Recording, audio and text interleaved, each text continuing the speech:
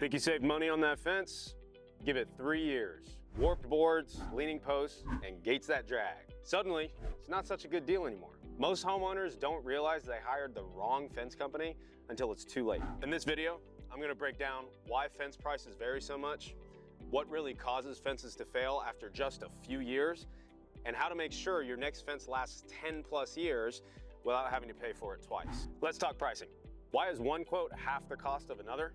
And why is there so much variance here? It usually comes down to 3 things: the materials, the build methods, and who's actually doing the work. Let's start with the materials. For this example, let's say you're getting a cedar fence. Not all cedar is the same. Are you getting Western red cedar, Japanese cedar, or a cheap imitation cedar that looks good for a few months and then starts cracking and warping and twisting? The type of cedar that you get matters. There's also the grade of the wood that you're getting.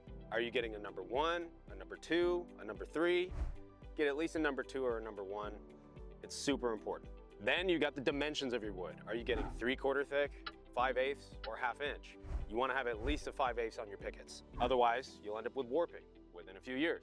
The steel posts matter too. Are they a galvanized steel? Are they actual thick walls, or are they a thinner gauge? Without getting too much into the materials, there's a lot to consider.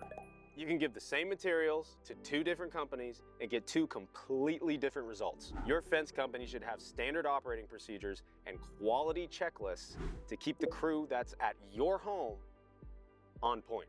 What usually fails and why? We see it all the time.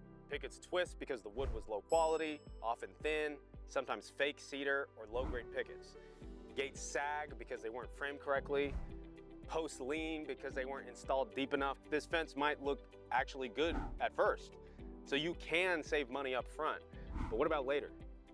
Within a few years, and sometimes a few months, repairs, replacements, headaches, chasing contractors who won't return your calls, it all adds up. The real cost of a cheap fence. It's not really ideal if you end up having to pay twice. Here are a few questions to tell whether your contractor knows their stuff. 1, what kind of wood are you using and where is it from?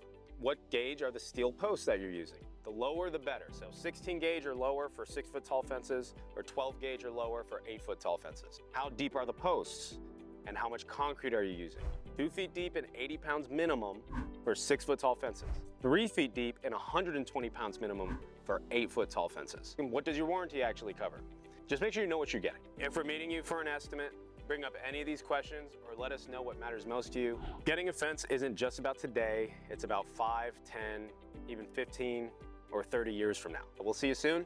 Have some good questions ready for us. We'll be happy to answer them.